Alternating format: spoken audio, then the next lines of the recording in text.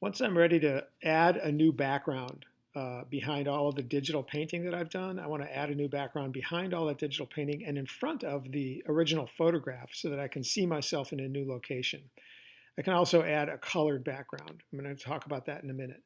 But if I want to get a picture, I'm going to go to the internet and I want to get a picture that's big enough. I'm going to make sure that I get one that's big enough. So I have to check the size of this picture, size, resize, image size. If I go to image size, I notice that my pixel dimensions are 3000 by 2000. This is a pretty good size picture. It's going to be a nice high resolution print when I print it out on the inkjet printer. So I need to get a picture that's at least as big as that in order to fit into the background, 3000 by 2000. So I'm going to go to Google, and let's say I want to go put myself in the Utah desert. I'm going to type in Utah desert, and whoops, and that's going to take me to a page with lots of options to see things about the Utah desert. I want to make sure I'm in images, make sure that I'm in images.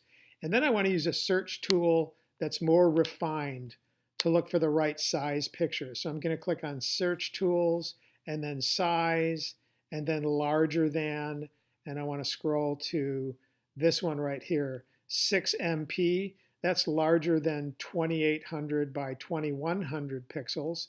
That's going to give me photographs that are all pretty big and will work for the background that I want to use in my picture.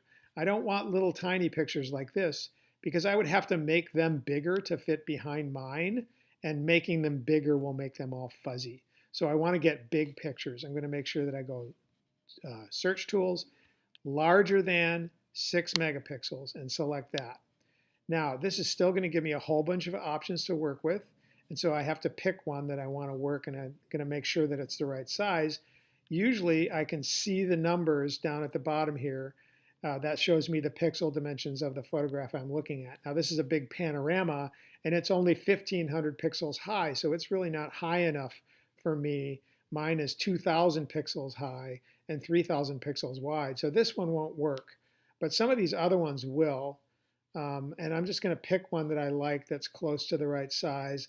Let's say this one right here. I'm going to click on that, and then I'm going to click on View Image, and that's going to take me to the whole image just by itself. And I'm going to take that and I'm going to drag it onto the desktop. It's important that I pick that image by going to the View Image and not trying to take that small one, because that's a little tiny thumbnail picture, and I don't want that little thumbnail picture. I need to go View Image and see the whole picture and drag that onto the desktop of the computer that I'm working on. And then I have the full-size image, which is right here. I notice the file name day1canyonlands.jpg. I'm going to go back to Photoshop Elements, and I'm going to go to Open, and I'm going to go to Find That Picture, which is right here, Day 1, and I'm going to open it. Now, this is a little tricky. It's pinned that picture up to the bar up here on the top, and I can't move that without changing a setting in Photoshop. So I have to go to Preferences, General, and I have to allow floating documents in expert mode. Okay, I need to make sure that box is checked. I'm in the expert mode. We can see that here because I'm an expert. Allow floating documents. That's going to allow me to remove the pinning from the bar and float that document, which is what I need to do. So you can see now I get this separate window with that document in it. This is the document that's open right now. All right, we can see that because we look over here, we see one background layer. I can move this around where I want it to go. I'm going to make sure that I have the Move tool selected. That's this tool right here in the selection area. And I'm going to click on that picture, and I'm going to drag it into the background of my picture, and I'm going to drop it there. Now you see immediately this has created a new layer in Photoshop. And for me, it's put it right where I want it, in front of the background and in back of everything else. So if I zoom out now by getting my zoom tool and zooming out, I can see that that picture is a little bit bigger than I need it to be. And if I kind of drag it, I can see where the edges are.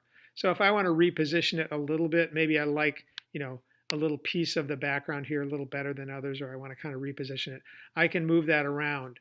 I can also resize it a little bit, and I can do that by grabbing a hold of the corner and moving it. Now I want to make sure that I use the corner to move it and not the side. If I use the side to move it, I'm going to squash the picture, and I don't want to do that. Okay, I don't want to do that. I want to make sure that I use the corner of the picture. I'm going to click that. The corner to move it back and forth. I have to carefully grab hold of that. I can make it a little bit smaller if I want to, so that it kind of fits exactly where I want it to fit by dragging on the corner, and make sure that it's fitting where I want it, side to side. And that's about as small as I can make it. If I like that, I'm going to click check. Okay. And it resized that layer so that it fits kind of exactly where I want it. I still have the option to move it up and down a little bit if I want to. And that's good. That layer is now where I want it to be. Okay. So that's how I add the background to the picture.